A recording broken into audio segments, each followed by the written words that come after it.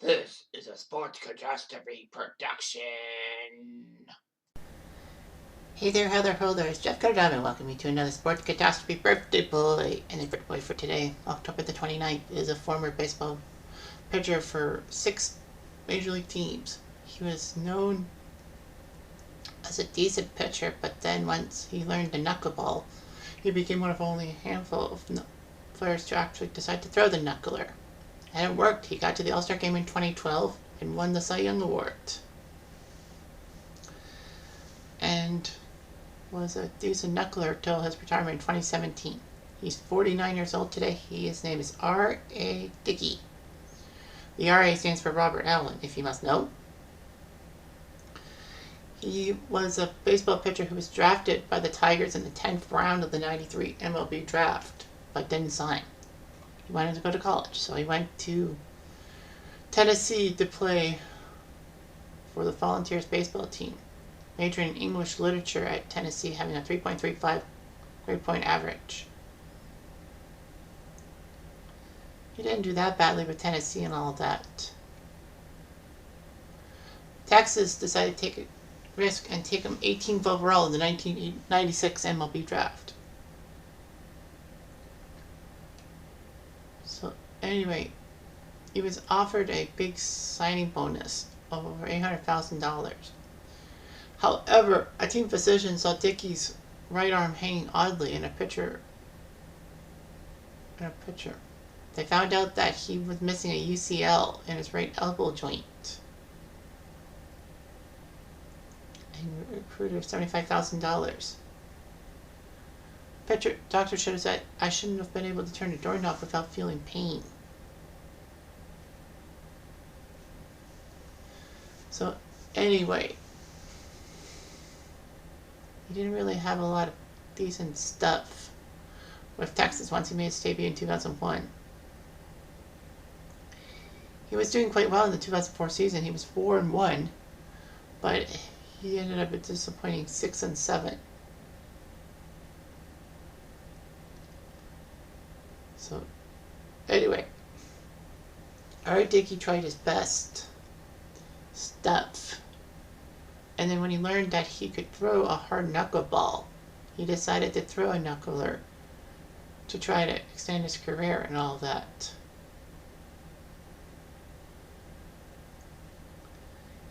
However, in his first start, he gave up 6 home runs and he was basically pushed to AAA and all that.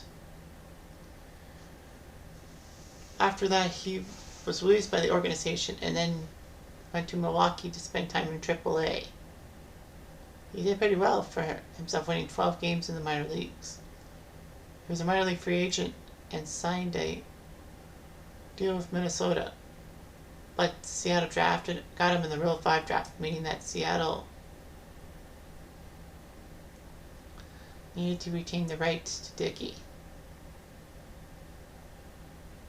Unfortunately, though, Dickey did throw 4 wild pitches in an inning, which wasn't good and all of that. Then he went to Minnesota and pitched 35 games for the Twins in 2009. In 2010, the Mets gave him an invitation to spring training and then was sent to AAA.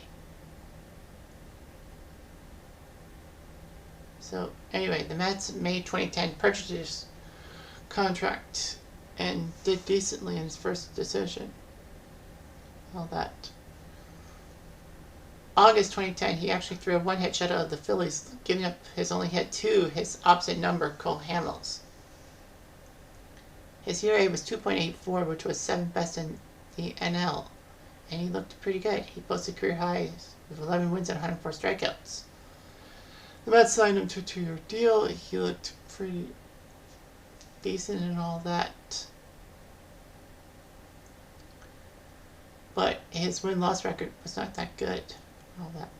But by 2012, he started to pick up the pace and all of that. He started having a good first half and all of that.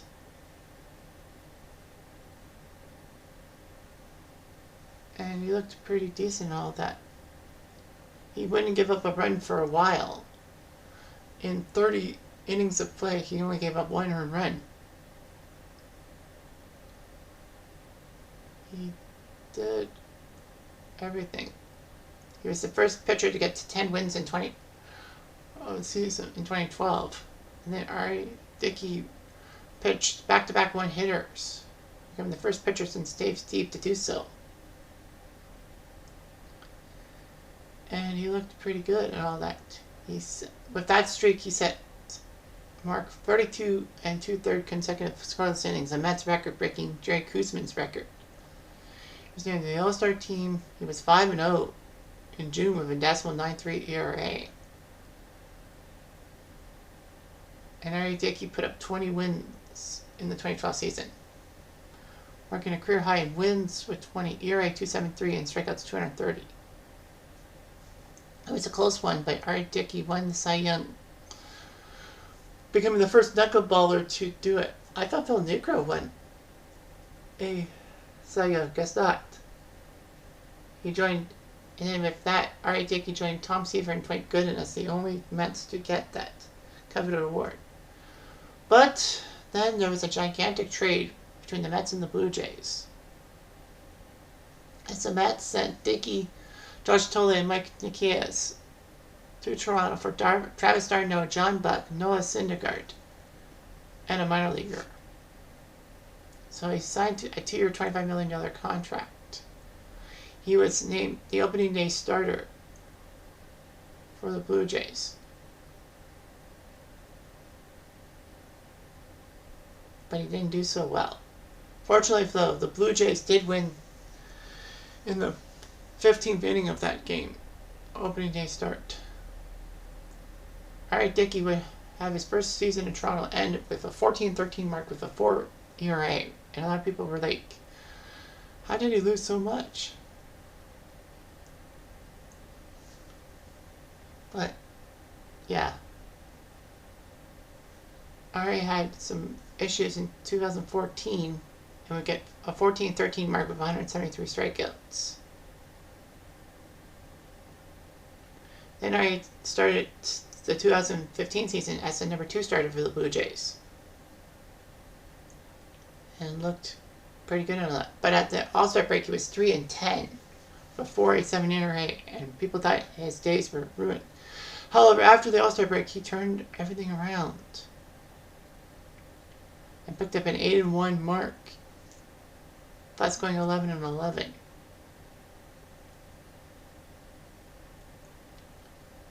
Dickey actually became the oldest player in MLB history to make his postseason debut when he started Game 4 of the ALDS in Texas against the Rangers. He pitched 4 2/3 innings before being relieved by David Price in a no decision. He pitched another postseason game, but then the Jays got eliminated. He actually had to go through surgery to repair a tear in his right meniscus. But in 2016, he was 10-15. And Dickey was just not much. All that. Dickey was left off the postseason roster in favor of Marcus Stroman, Aaron Sanchez, Michael Estrada, and J.A. Happ. So that was kind of awkward and all that. In free agency, he was signed a 1-year deal with the Braves and went 10-10 with a 4.2 ERA. Left as a free agent, and no one signed him, so he decided to retire.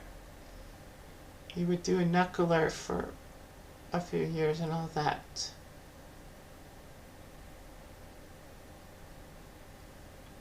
So anyway, yeah, he was the 2012 Cy Young winner. Holds the Mets record for most consecutive scoreless innings with 32.2. 3 back-to-back one-hitters, being the first National Leaguer since 1944 to do so. And he looked pretty good.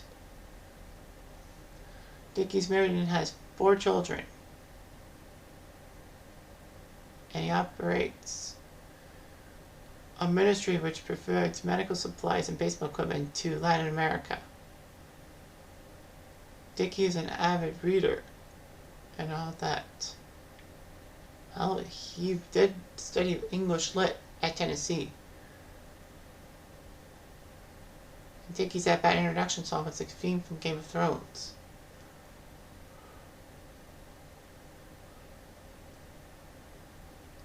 Anyway, he actually climbed Mount Kilimanjaro in 2011. I knew about that. In his autobiography, he said he was sexually abused by a female babysitter and all that, and had suicidal thoughts. Which was shocking and all that.